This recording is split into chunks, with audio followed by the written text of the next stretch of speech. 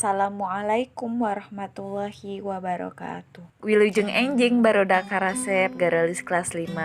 Kumaha damang patepang deui sareng Ibu Mae dina pembelajaran basa Sunda.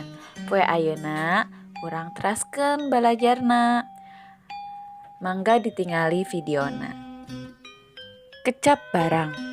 Naon eta kecap barang? Kecap barangnya eta kecap anu nuduhkeun barang.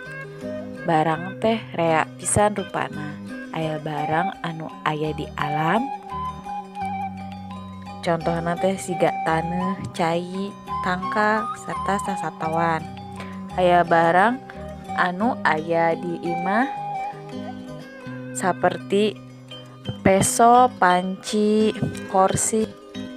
Nyusun kalimah aktif.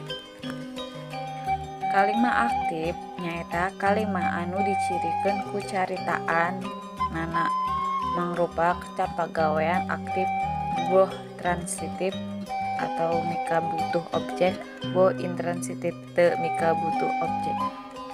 Contohna saperti winda nyeboran tangkal kembang. Winda nunjukkeun subjek. Nyeboran nunjukkeun predikat, tangkal kembang nunjukkeun objek.